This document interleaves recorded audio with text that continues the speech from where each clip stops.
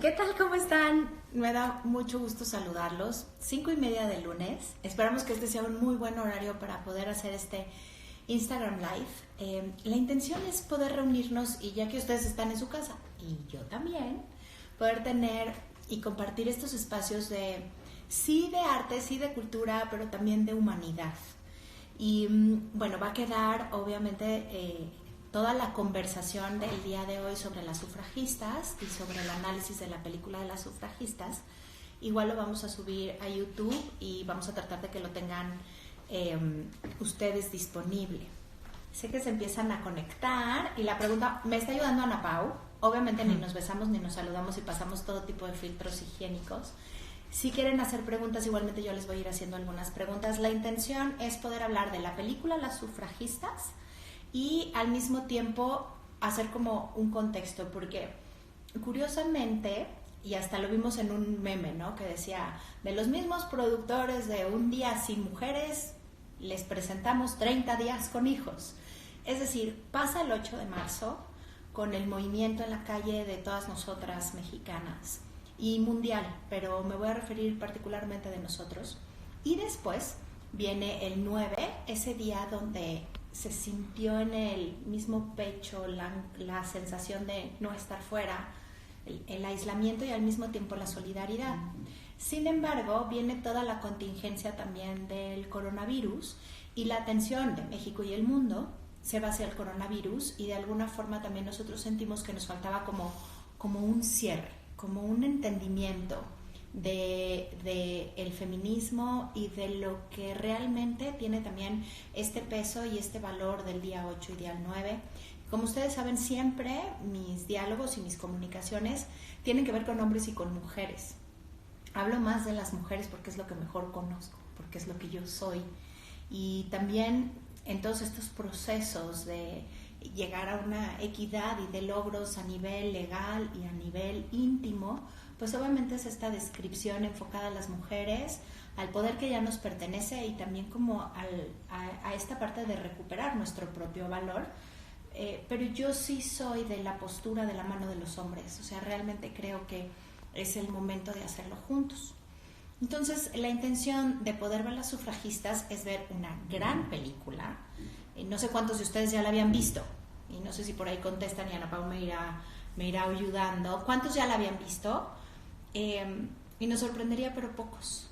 La verdad es que incluso encontrarla en las mismas plataformas tradicionales de películas como Netflix, Prime, HBO, etcétera, no la encontramos. Y eso es lo primero que llama la atención, porque es una gran película y es reciente. Estamos hablando de el 2015, cuando se hace la película de Las Sufragistas. ¿Qué creo que tiene un enorme valor y por qué funciona la película? Y ojo, para los que no la han visto y se están conectando ahorita a la red, pueden seguirnos a lo largo de todo el Instagram Live. Y les voy a decir cuándo voy a hablar del final, entonces para no spoilearles la película, les aviso y mejor lo ven después. Es decir, la hayan visto o no, creo que va a sumar muchísimo el poder poner como contexto una película y de ahí entonces poder nosotros comprender el valor de este tipo de creaciones artísticas. Entonces, lo primero que creo por lo que funciona y funciona muy bien la película es que sí toma un momento histórico, pero ¿qué logra hacer? Y es lo mismo que si habláramos, por ejemplo, del Holocausto o si habláramos de algún otro genocidio fuerte de la humanidad. Por ejemplo, el Holocausto, si yo les digo, bueno, hubo 6 millones de muertes, no es lo mismo que si yo les cuento una historia y con esa historia conectamos el corazón. Por ejemplo, La vida es bella, ¿no? Inmediatamente cuando un problema de muchos o de muchas lo volvemos personal y le ponemos cara, nombre, apellido y historia, entonces realmente hacemos un puente y un espejo. Por eso muchas veces les digo que yo no creo en dar recetas, sino en contar historias, porque cuando contamos historias no tienen fecha de caducidad, porque no importa que aquí estamos conociendo justamente la historia de Moth y pertenece a finales del siglo XIX, pero podemos entender perfectamente lo que está pasando en ella como mamá y lo que está pasando en ella como trabajadora y lo que está pasando entre ellas como solidarias mujeres que están tratando de proponer un cambio. Entonces, vámonos por parte. Obviamente está insertada en la primera parte del feminismo. A veces el feminismo... Salud. A veces el feminismo lo tenemos conceptualizado o manejamos la palabra y la tenemos muy masticada y la verdad es que no entendemos ni conocemos a fondo lo que es el feminismo. De entrada no hay un feminismo, son feminismos y es un movimiento que tiene sus primeras manifestaciones en el siglo XVIII, pero realmente se asienta en el siglo XIX. Bueno, siempre que ha habido una mujer tratando de romper una forma tradicional sistemática, diría Amelia Valcárcel que ya es feminismo. Entonces, quizás hay actos de feminismo antes, pero como un movimiento organizado y con un objetivo específico, con una fuerza específica, estamos hablando de finales del siglo XVIII, justamente con las sufragistas, sufragio, voto. Eran las mujeres, y comienza en Europa, las mujeres buscando el voto, y hoy diríamos, bueno, pues sí, buscaron el voto, y esa sería la primera ola, ¿ok? Entonces son muchos feminismos, la primera ola son más hacia las sufragistas, la segunda ola tiene que ver más con las intelectuales, digamos, como idea muy clara podría ser Simone de Beauvoir, Betty Friedan, nuestras mismas Rosario Castellanos, etcétera. Y la tercera ola surge en Estados Unidos, o se escucha por primera vez en Estados Unidos, a finales del siglo pasado, cuando empieza a haber, cuando hay una denuncia de una mujer que es acosada por uno de los jueces de la Suprema Corte y en Estados Unidos no hace nada al respecto. Y ahí comienza la tercera ola. Hoy podríamos pensar, y a veces se cuestiona si estamos en una cuarta ola o en una tercera ola, la verdad es que es una continuación de este proceso de lograr el valor de la mujer equitativo y el tener esta fuerza como mujeres y también la observación de lo que no estamos teniendo. Y hoy en México apenas estamos empezando a conquistar cosas que a lo mejor estuvieron conquistadas desde mediados del siglo pasado o a finales del siglo XIX, sobre todo en este sentido de seguridad social y en este sentido de una verdadera evolución entre el trato de los hombres y las mujeres. Ahora bien, vámonos a la película, ¿ok? La película tiene que ver con el proceso de las sufragistas. ¿Cuándo se crea el término de feminismo y de sufragismo? Es un término, curiosamente, que primero surge como un término médico. Fíjense, justamente el primero que habla del feminismo es en 1871. Va a aparecer como un término médico. ¿Saben para qué? Uno de los efectos de la tuberculosis resulta que decían que adelgazaba la piel, que también afinaba el cabello, no importaba si eres hombre o mujer. Entonces el feminismo lo primero que fue como una feminización de el físico o de la biología a partir de una enfermedad. Después el siguiente que lo toma es el hijo de Alejandro Dumas, que también se llama Alejandro Dumas, y lo usa de una forma peyorativa. En su escrito sobre el hombre y la mujer en 1872, dice que los hombres que apoyan a las mujeres sufren o se enferman de feminismo. Las primeras que lo van a utilizar ya como un término en relación a esta organización de mujeres pidiendo algo específico son las francesas. La primera francesa que lo marca es Hubertina Auclair, y estamos hablando de 1881, o sea, casi 10 años después de que el término surge por primera vez. Y después lo van a tomar, que es donde se centra la película, en Inglaterra, o sea, se mueve hacia Inglaterra. Antes no se llamaba feminismo, se llamaba womanism, y toman ya lo que sería el feminismo o ser sufragista. En un principio no era soy feminista, sino soy sufragista, es decir, estoy pidiendo el voto. Y así se pasa hacia Inglaterra, que es el contexto donde estamos viviendo la película de las sufragistas. Como les decía, es muy reciente, estamos hablando del 2015.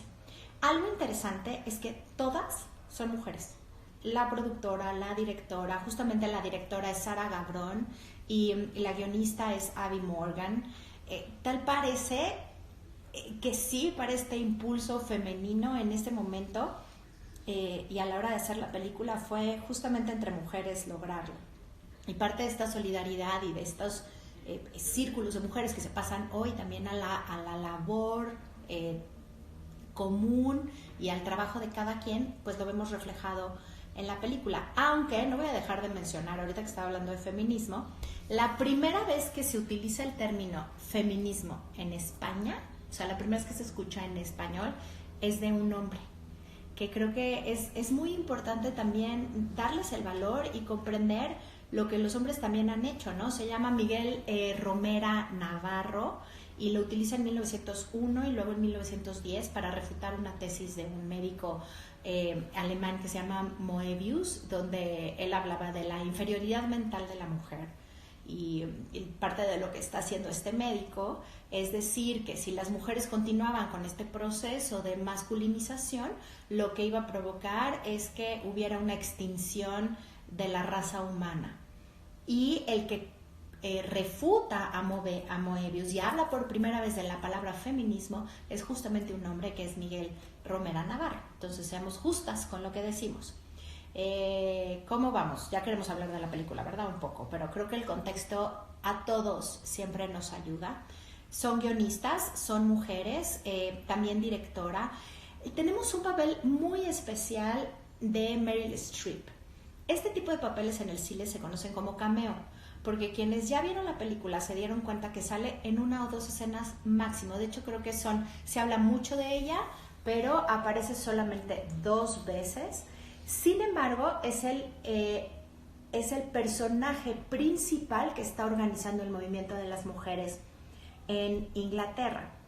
Estos personajes cameos los suelen hacer artistas consagrados, actrices, actores consagrados, que utilizan solamente su presencia en las películas unos cuantos minutos, pero con eso ya subieron el nivel de la película al estar ellos al frente, pero también le dan la importancia a un personaje específico que la historia no trata de ellos. ¿Por qué hacen esto? Porque realmente aquí la mezcla en la película se mezcla la historia real con historias ficticias que podrían ser reales, es decir, que son verosímiles. En este caso, la historia de Emily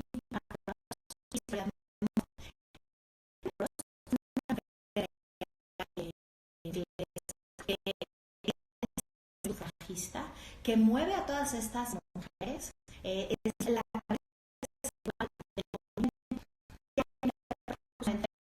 Meryl Streep. ¿Quién fue Emily Pankhurst? Ella va a nacer en 1858 y muere en 1928. Obviamente es una activista aguerrida, pero estaba mucho también ya resguardada, estuvo muchas veces encarcelada. También, como lo vemos en la película, vivió huelgas de hambre y impulsaba e inspiraba a las mujeres a no rendirse. Aparte de esto, obviamente muchas veces es declarada ilegal por lo que decía, pero algo que es muy interesante, ella va a crear el Partido de las Mujeres en 1917, es decir, imagínense necesitar un partido solo de mujeres. Cuando arranca la guerra en 1917, después de haber sido legalmente prohibida, haber estado encarcelada, ser casi la mujer, digamos, apestada por toda la cúpula de las autoridades inglesas, le piden a Emily Pankhurst que por favor llame a las mujeres y que apoyen las mujeres sufragistas durante la guerra, porque ya sabían de lo que eran capaces, la fuerza que tenían y sobre todo el corazón dispuesto. Entonces es una manera de alguna forma de lograr como esta reivindicación. ¿Cuándo se logra el voto, que era lo que ella pedía de manera principal en Inglaterra? En 1918. Ese es el contexto también, y aquí está la parte de contar una historia verdadera, que es la de Emily Pankhurst. ¿Qué pasa con Maud y qué es lo que nos conmueve? Si a nosotros nos cuentan la historia de Emily, por supuesto que es una historia sumamente interesante y que podría ser contada, pero la grandeza de la guionista y de justamente también de no solo del guión, sino de la dirección, es la decisión de contarnos la historia de una mujer como tú y como yo, de una mujer obrera, de una mujer que no era una líder, sino una más que se incorpora y que está sufriendo las desigualdades de las cuales se están hablando a lo largo de la película. Maud nos toma el corazón y nos hace reflexionar en el sentido de la vida, en el sentido de los hijos, en el sentido de un propósito de cambio. ¿Qué pasa cuando empieza a transcurrir su historia? Ella vemos que es una obrera y nos empiezan a, que además es muy interesante que justamente utilizan lo que sería una fábrica donde se planchaban las camisas, porque si ustedes quieren saber más de feminismo y también de la historia del día 8, pueden entrar a mi página y también a los podcasts donde estoy narrando la historia específica del día 8 de marzo. Y tiene que ver con unas mujeres de la fábrica de camisas en Nueva York, donde el patrón la siente que están otra vez, se cierra, se incendia y mueren 120 mujeres, algunos hombres, ese día también. Entonces, que tomen esa fábrica realmente nos hace un sentido porque muchas mujeres trabajaban en las camiserías, en donde se planchaban las camisas con estos vapores y en condiciones muy rústicas, tanto para hombres como para mujeres. Hay que entender que también el feminismo va a surgir de la mano de los movimientos sindicales a favor de los obreros.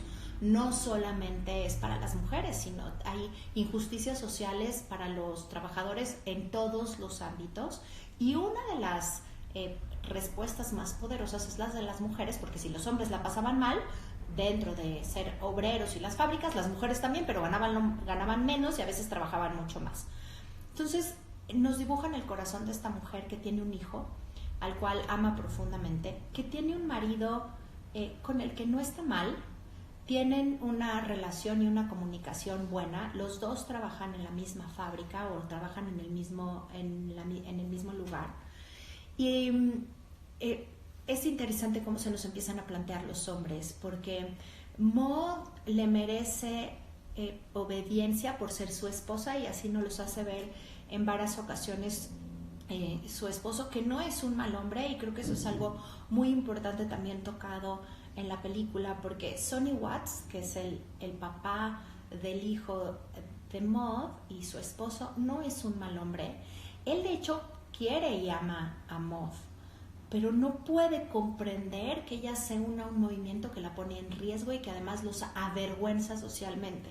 El primer golpe a los hombres que se unieron a las mujeres fue la vergüenza social, la crítica social de otros hombres y de otras mujeres por unirse y apoyar a sus esposas.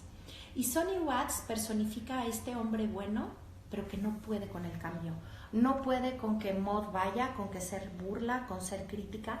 Pero lo curioso es la sutileza de ciertas partes de la película, donde, por ejemplo, nos damos cuenta que justo el jefe de Maud, que es Norman Taylor, que no lo soportamos, o sea, es el personaje que verdaderamente el antihéroe, más allá del villano, un ser miserable, un hombre miserable que las tiene en esas condiciones terribles a ellas y a ellos, pero además que abusa sexualmente de sus empleadas y abusa de ellas desde que son unas niñas. Entonces nos van haciendo como este paralelismo de Maud, recordando lo que este jefe hacía de abusar sexualmente de ella, y así como el marido no tolera que ella se una a las sufragistas, sí tolera y sabe que era abusada por el jefe de ambos. Entonces, son estas sutilezas históricas que nos van dejando como huella. Y al final, lo que decide Sonny Watts, para todas, o por lo menos para mí y para todos también, porque esta es una película que en talleres la he presentado a hombres y a mujeres, y obviamente me encanta la respuesta de los hombres, porque es voltear a ver y decir, qué época más difícil, qué hubiera hecho yo en ese momento. Sonny, cuando ya no puede de alguna manera controlar a Maud, decide lo que para mí marca la mayor de las empatías con todos los que vemos la película, que es dar en adopción a su hijo. Miren, antes, cuando no existían las leyes del divorcio y de la separación, en las mismas leyes civiles era una obligación para los hombres quedarse con los hijos en caso de que la mujer no estuviera, o que se separaran, o que enloqueciera, o que estuviera enferma, etc. Fueran capaces o no fueran capaces, a los hijos los criaba el hombre, no la mujer. Este tipo de sensaciones es lo que nos hace conectarnos con el presente. Es decir, si yo a la hora de divorciarme si ya de por sí el divorcio es un tsunami y rompe todas las capas de ese círculo familiar y las de alrededor y es tremendamente doloroso, si la mujer no tuviera el derecho sobre los hijos, es decir, yo queriendo o no hubiera podido criar a mis hijos después del divorcio. Cuando te das cuenta que los hijos les son arrebatados a las mujeres, como en este caso a Maud, porque tenían los hombres el derecho sobre de ellos, es cuando nos damos cuenta del valor de las feministas y el cambio de la ley, no solamente en cuanto a estar en tener el voto, sino a cosas tan primordiales como la educación y la crianza de los hijos. Entonces, el personaje de Sonny, cuando regala al hijo, bueno, lo da en adopción, y Maud llega, después de que él la corre obviamente de la casa, no le permite estar cerca del niño, le dice que ya enloqueció, al niño le dice que su mamá está enferma, y cuando no puede con el niño, que decide darlo en adopción. Ese es el puente mayor de empatía en la película, porque cualquier mujer que tiene a un hijo y le es arrebatado de esta manera puede empatarse con las mujeres del siglo XVIII y del siglo XIX y con el personaje y entender su lucha, porque a pesar de eso ella ya no tenía nada más que perder. Ella realmente quería provocar un cambio. ¿Y qué se lo hace provocar? Otra vez la idea de tener una hija. Deben de acordarse de ese momento específico en la película donde ella le pregunta a Sonny, le dice, ¿qué haríamos? Es que yo sí creo que deberíamos de poder votar y de tener un cambio. Y él le dice, casi, déjate de esas tonterías.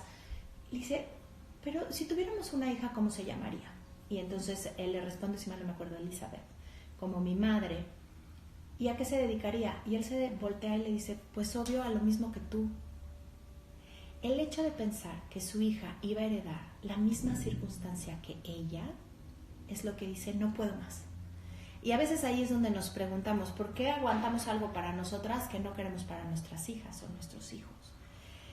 Y ese momento en la película es el parteaguas dentro de este camino de esta heroína, porque es el recorrido del héroe, de acuerdo a los escritos de Campbell, es el recorrido de esta heroína de decir, pues sí me uno y me uno con fuerza. Entonces esta mezcla de una historia que si bien no sabemos si Maud existió, como está cuidado el personaje sabemos que es absolutamente verosímil. Ahora bien, hay dos personajes más, uno que es muy interesante, justamente lo hace Helena Bonham Carter, esta actriz que muchos amamos, ¿no? La de córtale la cabeza y Harry Potter, etc. Ella hace a Edith Elin. En la película la ponen como esta farmacéutica que lleva realmente la farmacia a ella, pero que tiene que tener el nombre del esposo, la farmacia, pero que les enseña a las mujeres a luchar. Edith Elin está inspirada en un personaje muy interesante que se llama Edith, pero es Margaret Williams. Edith Margaret Williams era una mujer que aprendió artes marciales y la que preparó físicamente a las mujeres durante el periodo del sufragismo para que estuvieran fuertes y para que hicieran todos estos actos que se consideraron vandálicos y que escandalizaron a la gente, como poner bombas molotov en las tiendas, quemaron incluso una casa de un diputado y salir a la calle con muchísima más fuerza, que eso jamás se hubiera imaginado en esa época. Bueno, tiene que ver con Edith Margaret Williams. Y hay otro personaje que también está inspirado en la realidad. Algo interesante antes de cambiar de Edith Margaret Williams, que me parece también un acierto por parte de las escritoras y de la directora, es el personaje de su esposo, que es Hugh Gelin. Hugh, así como Sonny no puede con la vergüenza pública y no puede seguir apoyando a su esposa, aunque es un buen hombre, en el caso de Hugh lleva hasta las últimas consecuencias el apoyo a su esposa. Es el que va por ella cuando está en la cárcel, el que la deja ser y sabe todo lo que está haciendo, pero también cuando la ve en el borde de la muerte, la encierra para que no pierda la vida. Es un hombre que en el amor a ella rebasa los propios límites de los hombres en aquel tiempo. Y creo que es muy acertado, porque no todos los hombres a lo largo de la historia han sido canallas, ignorantes, violentos, abusivos. O sea, también ha habido hombres que han permitido el cambio desde ser comprensivos y desde ser también aliados e impulsores de estos cambios. Entonces, y como para cerrar también un poquito con la plática, y por favor si tienen preguntas, tanto a Ana Pau, pues, si quienes las quieren escribir ahorita las contestamos, y si no, no las escriben y con todo gusto las contestamos, que es el momento cúspide de la película. No me he metido mucho a la parte filmográfica. Toda la película sucede nebulosamente en gris, en esos tonos sepias y grises. Nos falta el oxígeno dentro de la camisería. Las casas son diminutas, paupérrimas, las calles húmedas.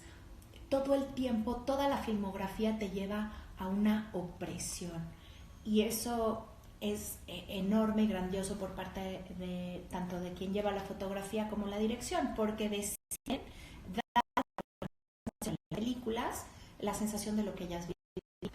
En el momento donde se acelera la edición, la música cambia y todo torna hacia color, es la cúspide de la película, que va a ser ese momento clave donde, después de que ellas siguen sin tener presencia en los medios y siguen sin hacerles caso, viene este acto decidido, único, de una mujer en el derby. Los que no han visto la película y no quieren que se las spoilee, no vean esta parte hasta después de ver la película, pero es justamente en el momento en que Emily Wilding Davison, que también ella sí existió y es este personaje real en el clímax de la película, ella provoca y decide un suicidio. Decide utilizar la presencia de las cámaras y plantarse enfrente del derby, enfrente del caballo del rey. Todas las cámaras obviamente están grabando al rey y ella se para con la bandera de lo que ella está defendiendo, es arrollada por el caballo y muere. Toda la edición te lleva con una prisa y con una música a saber que estamos llegando a un punto de suspenso álgido. Sabemos que algo muy serio está por suceder, más que incluso las formas en que vemos cómo las alimentan en la cárcel cuando están en huelga de hambre. Y este personaje también existió y sí murió así. Fue realmente su muerte una ofrenda. Después de esto, hombres y mujeres que no habían puesto atención en el sufragismo lo voltearon a ver y se dieron cuenta que era una cuestión de vida o muerte. Es decir, no era atención, lo que ella hizo de alguna forma fue la ofrenda por todas las demás. También se pone al frente de la guerra y que provoca en estos movimientos los cambios trascendentales, y ese es el caso justamente de esta otra Emily Wilding. Cuando termina la película volvemos a tonos blancos y morados. Es desde este momento que el morado se toma como la bandera de las mujeres y del sufragismo, y ha recorrido toda la historia. Si bien la segunda ola de azul, y obviamente también ha existido el extremo o el péndulo del feminismo, que no en una evolución a sentirnos todas totalmente reflejadas. Por eso les digo que no hay un solo feminismo, sino varios. Entonces, cerrando este Instagram Live, agradeciéndoles. ¿Qué dices, Ana Pau? Una persona pregunta si puedes hacer más profundo el análisis al personaje de Meryl Streep. Con todo gusto. El personaje de Meryl Streep es justamente el que les decía de Emily Pankhurst.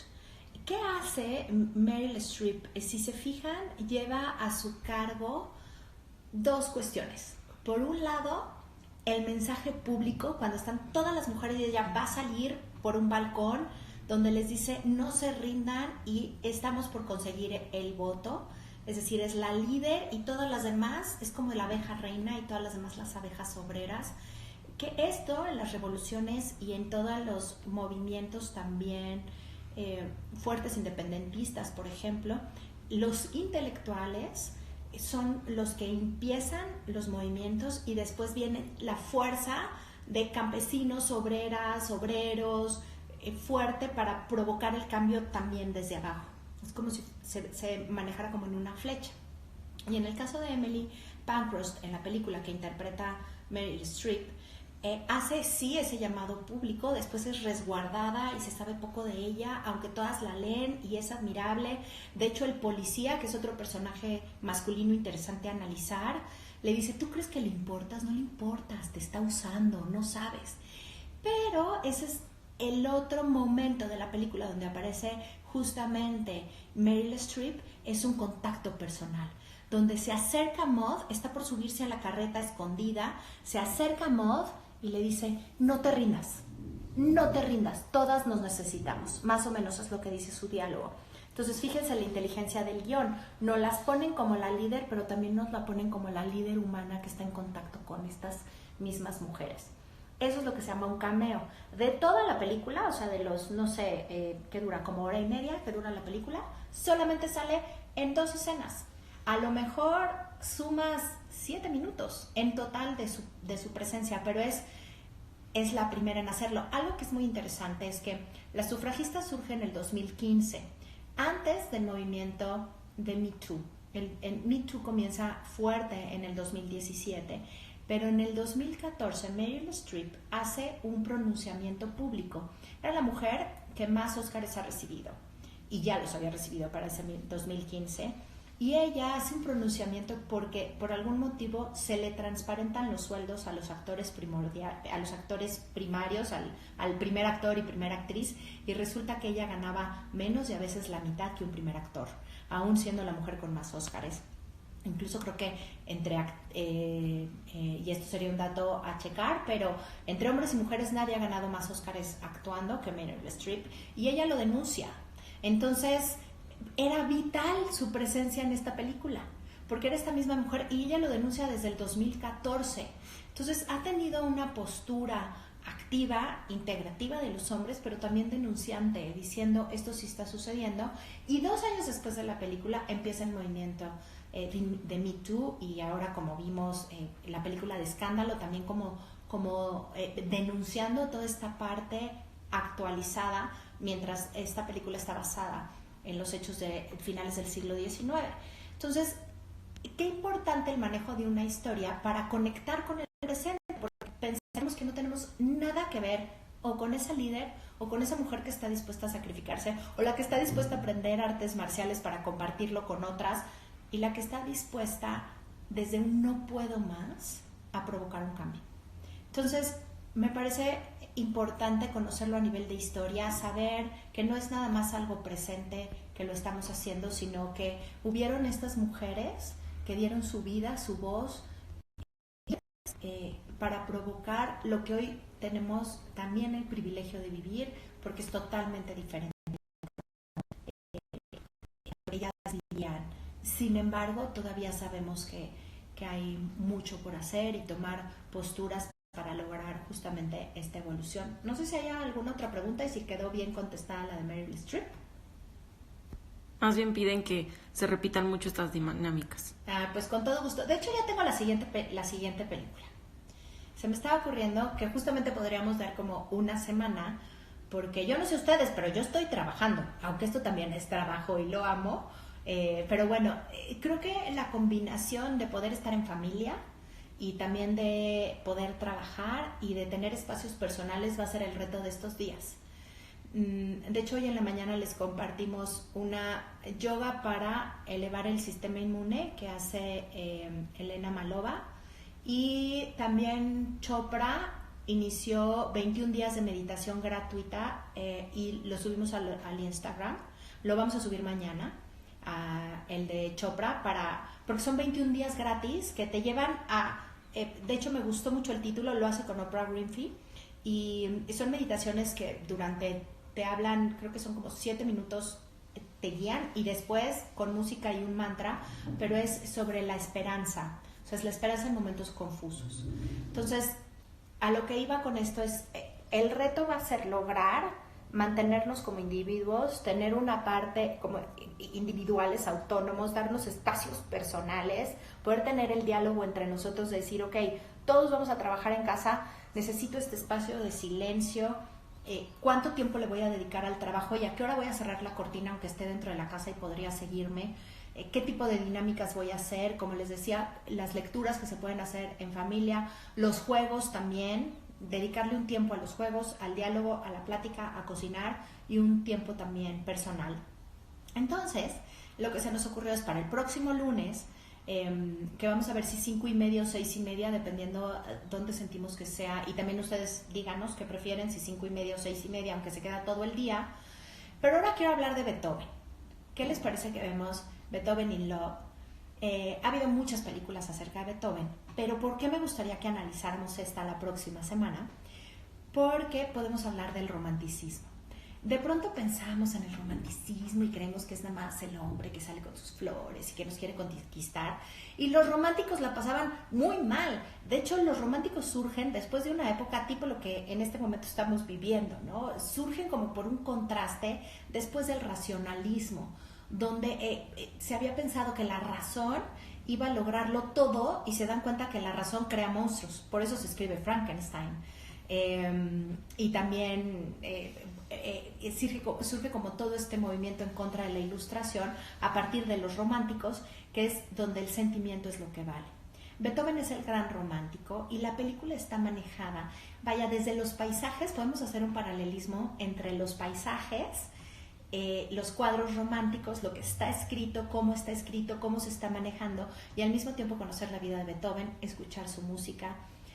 Tiene algunas escenas, hablando de qué pueden ver chavos y niños. Las sufragistas obviamente creo que es un tema que a lo mejor arriba de los 11, 12 años, dependiendo cada una de las niñas o de los niños, se podrían acercar, pero hay escenas muy dramáticas y fuertes y a lo mejor no es un tema que lo sostengan por mucho tiempo. En el caso de esta película de Beethoven hay escenas sexuales muy bien manejadas y fuertes también por la época que se está viviendo, entonces sí es más como dirían en mi tiempo para adolescentes y adultos, y lo dejo para cada quien, pero no es algo como para ver en familia y menos con niños. Podríamos pensar para la tercera semana también qué podemos hacer. ¿Les gustaría o que hablamos de mujeres feministas mexicanas? Ajá. O de la película de las Mujercitas? Mujercitas estaría genial. Va, me gusta también. Pero hagamos Beethoven. O sea, la de Beethoven de verdad hay que verla. Así como esta fue una joya. Si quieren, trabajamos simultáneo y vemos los días para conectarnos. Podemos hacer Mujercitas, que acaba de pasar, hacer como un análisis de Mujercitas. También creo que ya está por liberarlo en Apple TV. Pero podríamos basarnos en el libro y conectar ahí un poco con los dones y talentos. O sea, creo que Mujercitas lo podríamos platicar desde cómo tomar nuestros dones y talentos. ¿Y qué más? ¿Mujeres feministas mexicanas? Sí, claro, sobre todo la segunda ola y la tercera. Rosario Castellanos, Ángeles Mastretta, Mónica Meyer, y sin darnos cuenta, y aunque a veces hablamos de feminismo y parece que si dijéramos soy feminista, pero tenemos que ponerle como un subtítulo o una explicación de por qué soy feminista, todas las que todos los días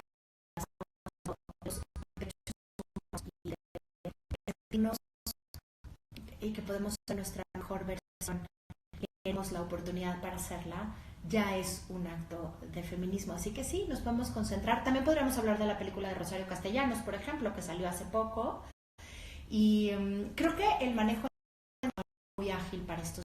Entonces, Beethoven el lunes, déjenos pensar si podemos hacer Mujercitas antes o para otra semana hacemos un análisis de Mujercitas.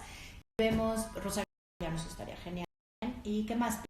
Que la de Beethoven específicamente. Ok, las vamos a mandar como tal. Sí hay varias. ¿Les parece que les damos el icono? Déjenme ver si lo puedo borrar de nada. Para subirles el icono. También decirles quiénes son los actores, porque como bien dicen muchos, hay muchas y vale la pena tenerlo como a mí me gustaría que nos puede escribir en el Inter la película, ¿qué opinaron ustedes de la película? Algún personaje, no, policía, que también se ve como atrapado, lo que tiene que tolerar y lo que no quisiera vivir.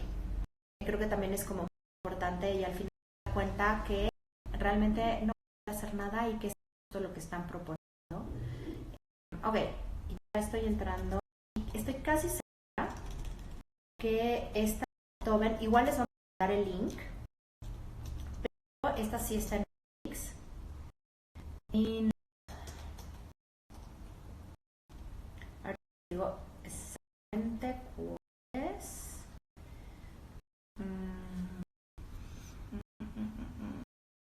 Película.